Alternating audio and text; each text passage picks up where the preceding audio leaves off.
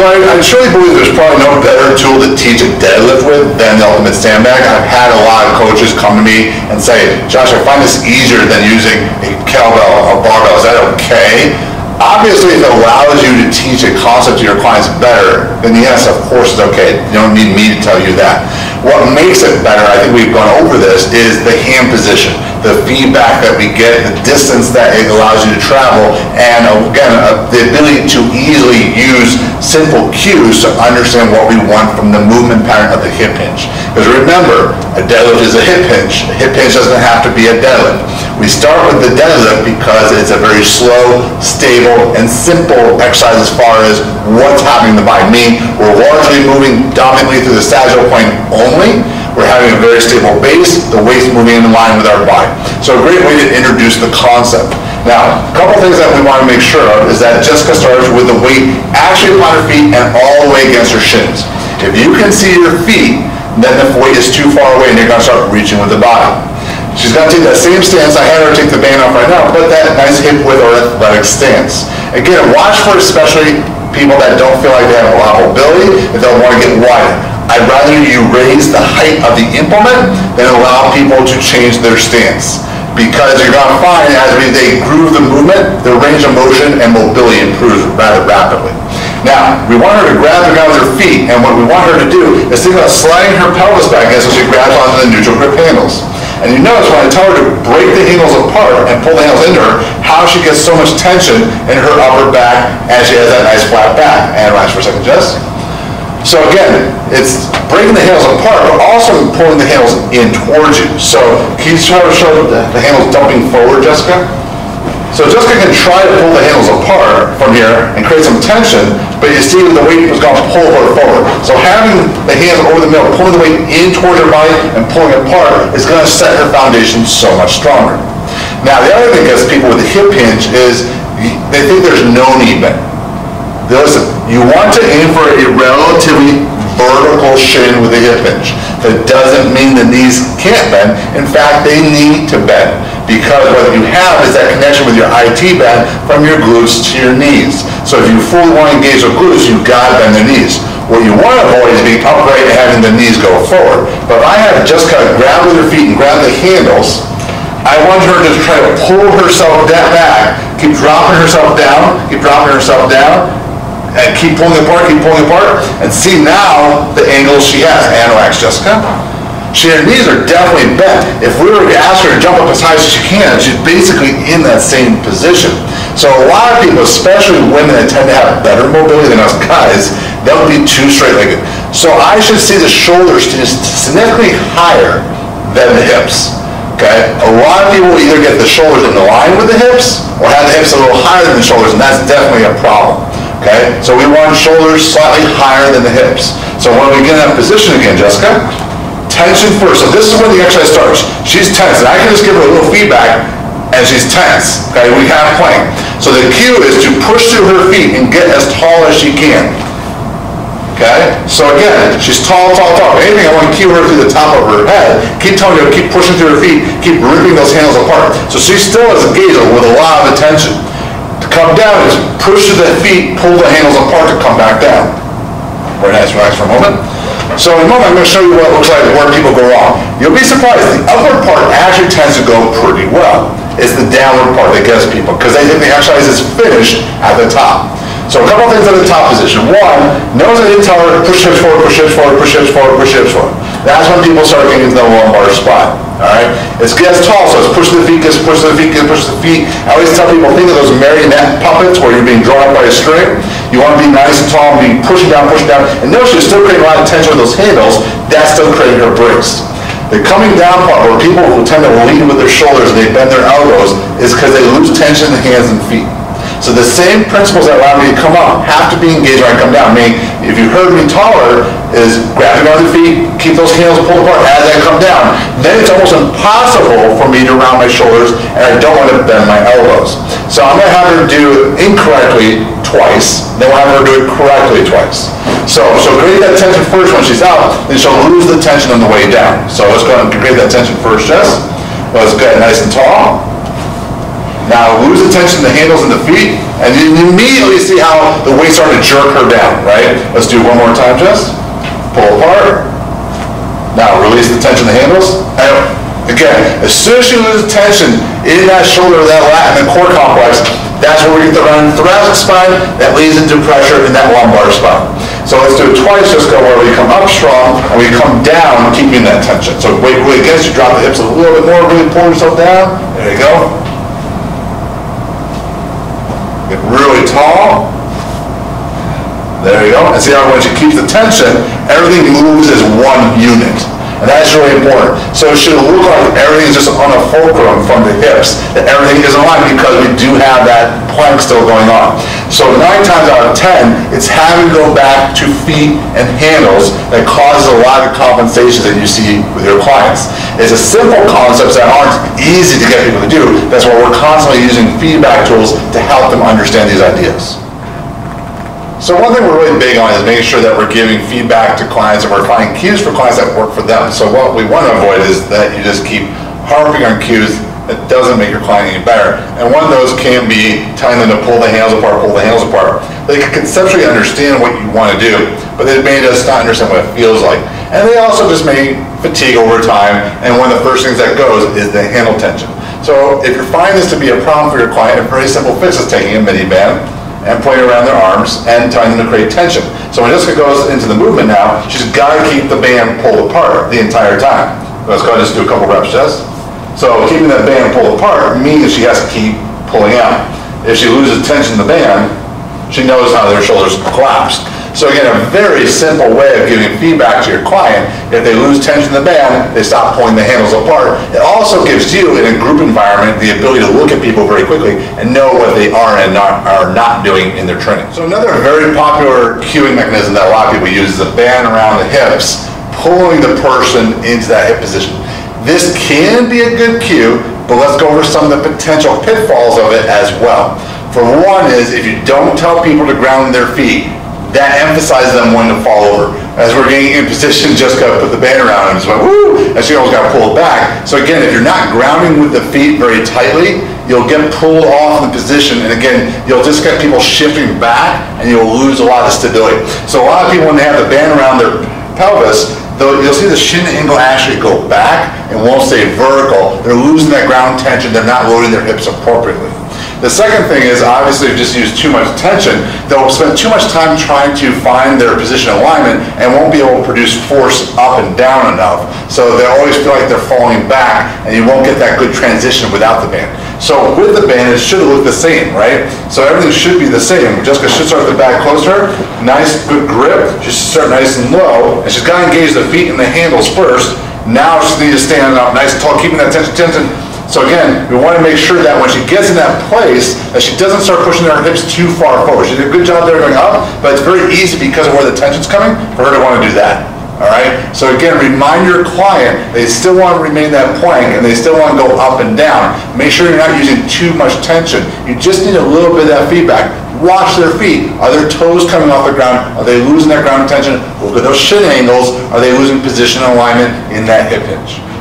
Now, a training cue that I like to use almost more so than the band around the hips is actually having a band attached to the ultimate sandbag, because what we're going to do is have the band pull away from Jessica, where she has to pull the weight in towards her. I find keeping that tension where people are pulling in towards their body sometimes a little more helpful than when the band's pulling them back. Where you do have to be more careful is you want them to be a little familiar with how this is going to feel.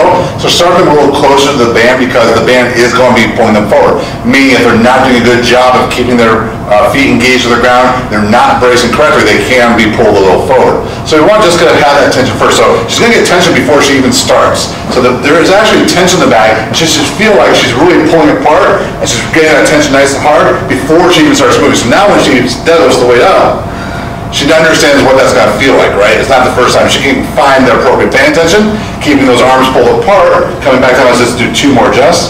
Again, find that tension first, and that's making her pull the weight in towards her. She's getting a little bit more vertical. She's understanding how that constant tension allows her to excel in the exercise. So again, one of the key points to communicate to your client is that the exercise starts as soon as your hands touch the handles, not when the weight starts moving. If you wait till the weight starts moving, that's when you lose alignment, posture, and your positioning. Alright, so one of the things we want to start doing is changing body position. And the way we change body position is doing it as incrementally as possible. Because as we discussed about in the manual, if you make instability too great, too suddenly, it's just as bad as doing this with load or repetitions and other attributes. So again, the benefit of using slightly unstable bases is again making incremental. So we started this years ago calling this stagger stance. We evolved it calling the sprinter stance because we want the namesakes to be as descriptive as possible. You guys may know and may laugh from DVRT, also seeing this with the lift program, that we tend to choose very literal namesakes over very trendy or cool ones because we want the clients to understand what the intention of the movement is. So this is not a B stance, we'll show you why. This isn't a kickstand, we'll show you why. It's a sprinter stance. So think about sprinters coming out of the blocks and that heel-toe relationship that you'll attain. Now, I have bands around Jessica, again, to give you guys an idea that both feet are active. So again, a common mistake in understanding the sprinter stance is that because both feet are engaged with the ground, both feet must be active. So using this band tension can help both sides of the body remember this important concept. Now, she's about heel-toe. I don't need to get down to the tape measure and make sure she's heel-toe. It's a good, rather general engagement. Now, the difference between a B stance is a B stance means foot is flat. Now, as soon as she flattened the back foot, what did you notice about her pelvis? She's in rotation. So I don't want to see her lift in a rotated pelvic position. It's also taking away some of the instability of the exercise. Notice that when she's in the sprinter stance, that back heel is highly elevated, and what I'm looking for is a crease in the front foot. So again, not only should the heel be up, the foot should be pressing down. And the description we usually give people is we want about 60% effort in the front leg, about 40% in the back leg. Because as soon as we split the feet, we're making this multi-planar. She's having to resist the frontal plane as she hinges. She's having to resist the transverse plane as she hinges. Meaning that when she goes in this position, when she goes into the hip hinge in a moment, when she goes in that position, if she's creating rotation or lateral flexion, two of the cues I'm going to go back to are the tension in the ground with her foot and handle tension. Because if she presses into the ground, into the foot, where do you feel that radiate up to, Jess? Go up to quads, start going up into obliques. So again, if my obliques are not active, I'm not going to be able to resist the rotation very well. So if I'm seeing one pelvic area get higher than the other, that's the idea of creating rotation, then the simple cue of getting her to press with that foot more will generally fix that, or create tension in those lats. So establishing that foot position is really important at first, right? A kickstand, I don't like the namesake because it doesn't give me a description of where my foot should be. Should it be this far back? Should it be this far back? Where should that foot be? So we're trying to be a little bit more systematic about these positions and these terminologies so we give the client to understand the goal of the exercise. So once we get in the position here, we're going to start in that sprinter stance, and I'm going to have Jessica create that tension first. So again, all the elements should align. So handle tension, foot tension, should see that crease in the back foot. She want to make sure she's nice and low. Again, shoulders are higher than their hips. And relax, Jess, good. So when she starts the hip hinge, it's going to be slightly awkward. And what I'm going to do is I'm going to come behind her for a moment and give you a couple ideas of what I'm looking for. Now, I would recommend that you give these cues or these ideas to your client prior to going behind them, because staying behind someone doing this is slightly awkward. So we can engage them and make them more part of the process so we get an idea of what I'm looking at. So Jessica, what I'm going to do is, especially on the way down, I'm going to see if you laterally shift. Most people will laterally shift on the way down towards the stance leg. So there's a disconnect in that frontal plane. I'm also going to look to see if there's any rotation, and that often looks like one butt cheek is higher than the other. Generally, that will come too with a deceleration of the load. Why? Not sure. Just does. Now, I'm going to watch in both phases. I'm also going to watch for both feet. So it's going to do 2 reps on both sides. So again, you may not see on one side, you may see on another side. So I'm going to come behind her now, and I'm going to look for these 2 things. Does she laterally shift, or does she rotate her pelvis? She has nice tension. Go and push your feet, get tall. And she's going to slide down, keep the tension against the handles. That looks really good. She must have done this before. Let's do one more, Jess. And again, I'm looking for big, drastic measurements. So my rule of thumb, we'll switch sides, is if I need a tape measure, they're fine. So as long as she looks like I'm eyeballing this, she looks like she's in relatively good alignment, this is a really good exercise for her. Let's go again, Jess. Just 2 more. And I may see nothing on that side. Now she does a good job maintaining this side too. But you may find that you may have someone does have the problem on the other side. And so, for example, my lumbar discs were herniated for 20 plus years towards my right side. I had more nerve damage down to my right side. So when you put more increased demands on the trunk on that right side, for example, if the left side's forward, it's actually harder for me than if the right foot's forward. So I may not do it on one side, I may not have that compensation shift, and I have to be more cognizant of my body and my form when I have the other leg going forward. So this is a nice screen too to find it. Are there little instability dysfunctions in her movement that are hiding? Because again, one of the things we want to do is move to more true single leg exercises. And if we're finding issues now, we want to nip them in the bud now because they're just going to get worse as we move through the progressions. So one of the things we can now use the kettlebells for are sprinter stance variations. So I'm pretty harsh on the trap bar because of the issues I've raised with not having the ability to create the same tension in the body, people turning that into largely squats, having lack of versatility in the equipment, many other reasons. So what we can do is have a lot of the benefits that the trap bar can provide me, keeping the weight closer to my axis of rotation, meaning core to my hips. But being in a sprinter stance gives me better freedom, and I can keep my arms a little closer, create better tension in my body. Now you may wonder why use it for the sprinter stance, not for a bilateral deadlift. Well, a couple of things come to mind.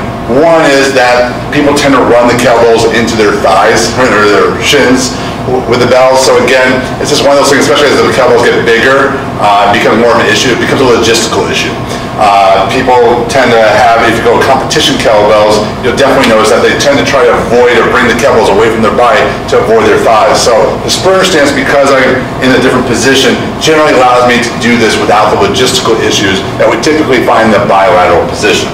Now what you've seen is I'm going to start the bells in a elevated position. I'm doing so not because Jessica doesn't have the mobility, not because she couldn't go heavier, but I'm going to emulate what you're going to run into with your clients. So again, probably a lot of your clients are not going to start with massive weights, and probably a good amount of them are going to have some level of mobility issues. So by elevating the implement, we're going to solve a lot of these problems. Now we're starting off with 2 weights of the same sizes. So one of the things you're going to see is because by splitting the feet and make this a multi-pointer exercise, we're going to challenge not only load, but we're going to challenge the distribution load in just a moment. But let's just go over the finer points of what we're looking for. Alignment is key. So Jessica wants to set herself up in between the 2 kettlebells. So again, she almost wants the back foot to be in the middle. So she's going to line up right about there. So again, see how she has to come down in the position. If she were to scoot back a little bit, Jessica, and line up where the front foot is the lead foot, she's going to end up reaching for the weight a little bit. So we want to almost think about just past the lead leg.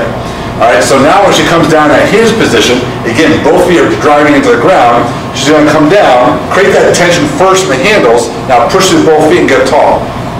Okay, keeping that tension in the handles, push the feet, hinge down. We also now gave her a definitive endpoint too. She knows where the weights have to go. If she changes her position of her hip hinge, if she gets more squatty, she'll miss the blocks. Let's just do maybe 2 more, Jess. She creates that nice tension, good alignment, good position, nice fluid. Now I can still come around, watch her. Does she have any lateral shift? Does she have any rotation in the movement? She looks really good, and relax. So again, this is a great drill you can use. It starts to build up some of that unilateral strength.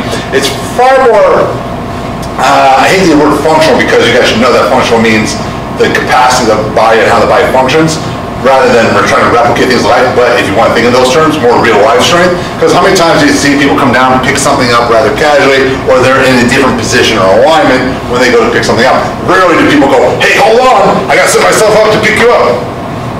Like that, they are far more fluid in nature and tend to be in different environments. So again, one of the things we can do is start building that out through these progressions. In a moment, we're going to challenge her lateral flexion and rotation along with load by changing the weight distribution of the kettlebell. So one of the things we use a lot, and we use this in our squat module too, are offset kettlebells. So one of the great benefits of the kettlebells is that I can change how much weight I'm using on either side. So a lot of people, when they go to single leg deadlifts, they use the weight just on one side of their body. We're working that contralateral, ingrained pattern, meaning that, like, obviously, walking and running are working opposites all the time. It's also getting to amplify some of these different qualities of strength. We talk about strength being not only what you produce, but what you can resist, right? So again, for a lot of people, they can bilaterally lift a ton. You put them in some of these other environments and you see all these rotations and the compensations come about. So the smaller the difference in the weight, the less dramatic the influence of rotation and lateral flexion are. I would suggest that you start with a very small difference in weight. How big is small? 4 kilograms is good. That's about 8 pounds, a little bit more. So again, this is a good starting point. So I have a 20 and a 16 going on right now. In general, I'll have the heavier weight on the trail side leg. That's because that helps counterbalance me, gives me a little bit of that ability to resist that rotation, that lateral flexion. The more dramatic the difference becomes, if this becomes, like I say, a 28 kilogram and this shrinks down to an 8 kilogram, there's more need in me to resist rotation. This also brings about the idea, especially as we get to single leg deadlifts, that using 2 implements is always easier than using 1 because of the counter tension I can create. So I'm going to set up a little wider for my base here. I have wider hips than Jessica does. I'm still sporting from the blocks just to give you guys the idea that elevating the range of motion is not a bad thing. Again, making sure that people are confident and they're achieving good alignment is most important. I still want to make sure that I line up with the weights a little bit past my front leg. I come down to that hip hinge, I create that tension, and I get nice and tall. So again, I want to tension the handles, and I notice I lose tension the handles. When I have my shoulders, they roll. So tension the handles, tension the feet, hip hinge, back down. I still keep that pretty vertical shin. Being as high I am, you can understand why also elevating the implements are good for me unless I'm using very heavy kettlebells. So again, looking at all those little things. Am I rotating, am I shifting? Coming down, tension first. This is when the exercise starts. I'm still using both feet. Coming down, I should look like I move as one unit, and I still am going to have bend in those knees. Remember, you're still going to have good bend as long as the knee doesn't travel forward. So once I have that, I have a couple options. I keep having a difference between the offset kettlebells, meaning a bigger weight one side, a smaller weight on the other side, or I can start adding some motion. So remember, we're talking about gait and locomotion. I'm going to add a little step here. So as I come forward, it's very natural for me to want to pull this leg forward into more of a gait pattern. So you're going to find, this almost just feels good, if I can't find a better word for it, that keeping your body normally very rigid isn't what our body is designed to do, and just by simply allowing our body to flow forward and do what's natural, it tends to feel very good to the body. What you'll find is that generally as I come up, the leg will come forward, and it'll almost come slightly forward the other way because my brain is going gait pattern, right? Remember we talked about this being a part of the gait cycle. So again, don't be surprised if when you step forward, it doesn't have to be completely in line and you're like this. No, you're going to be a little forward. It's going to come in, and you let that foot come, and you're probably going to come slightly forward to the other side. Don't get overly consumed with these things that are not that important. I'm just bringing awareness to it that these are things that you'll probably see as your clients perform the exercise. Be segmental at first, and then you'll gain fluidity over time. I'll show you. So at first, we want to be very rigid. So set up, everything set, step. Now reset my foot back, get my balance, come back down to movement. Again, set. Over time, it becomes a little bit more fluid. Now, with the fluidity brings a slightly more instability, meaning that I have to react more to my environment. If people go too fast too early, you'll see that lateral flexion, you'll see those differences in those movement patterns, you'll see them lose tension. Moving with fluidity means I have to be very efficient and remind myself how to put all the pieces of the puzzle together.